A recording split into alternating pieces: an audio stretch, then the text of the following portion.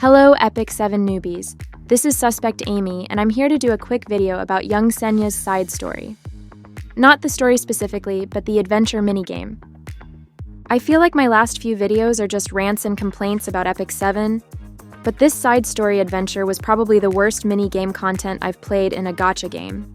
And that's saying a lot, because there's a lot of bad gacha games out there. Smilegate felt like this was such amazing content that they even hired the VAs to voice some of the core dialogue. You'll do that for me, won't you? I'll only take the happy memories. They also did a huge promotion around this event at AGF 2024.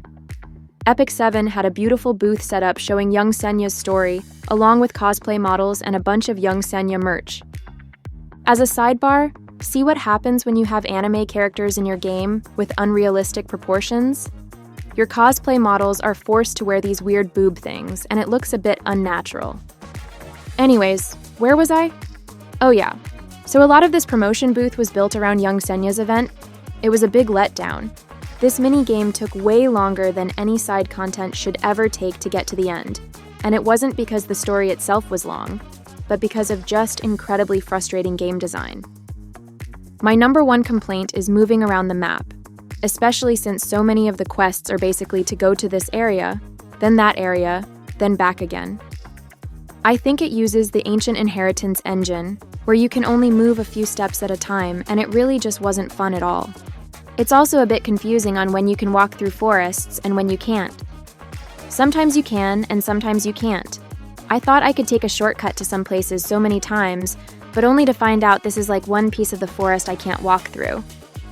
Why do these side mobs exist? At first I was fighting every one of these I came across, but then I realized they don't give out any rewards. Now I just ignore them, so I'm not sure what their purpose is. I typically only have 30 minutes to play here and there, so I jump on to do some quick side story, and that whole 30 minutes is literally just spent walking back and forth between the village and some fields. I quit in frustration 3 or 4 times, but eventually went back to finish off the main story and skip basically all of the side quests.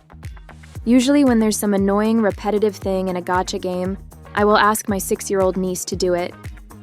Kids love this kind of stuff, so I just told her to follow the purple arrow around the map, and after 10 minutes she gave me my iPad back saying it was awful and she doesn't want to do it anymore.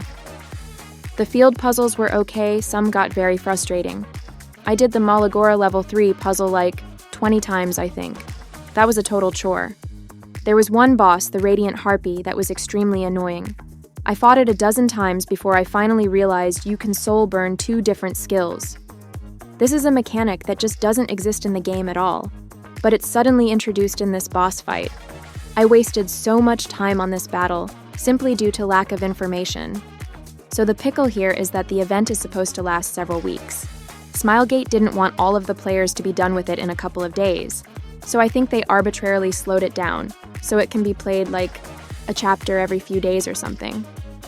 What they should have done is allowed players to quickly go through the main story and then open all of the side quests at the end. That way anyone who wants to do the extra scavenger hunt content afterwards can spend time on it and it doesn't detract from the story. This was a real shame because I actually love young Senya's story. The back and forth between her and Alencia in the field was cute, and I didn't mind that it wasn't skippable. But by about halfway through, I was just skipping whole story dialogues completely because I was so frustrated with how long it takes to go places. Maybe I'll go back and find a way to reread some of this stuff, but now that I'm finished and got my level 88 piece of gear, I don't want to touch this game mode again. The thing is, for people like me who usually enjoy gacha stories, they should make the content like this short and engaging, so that we can spend what little free time we have actually reading the story. This would have been a great game mode if you can simply explore the whole map with your camera and tap a spot anywhere so that Senya can auto-run to it. Exploring the whole map by just panning the screen would even make things like finding treasure chests fun, kind of like Where's Waldo? But having to walk around the map just to explore is ridiculous. Anyways, what do you guys think? I think this was a rare miss by Epic 7 when it comes to introducing something new and different to the game. It's weird they promoted this to new players like it was something amazing. If I would have started this game and experienced the Young Senya event, I'm pretty sure I would have quit. That's all I have today. Thanks for watching my video. Bye everyone.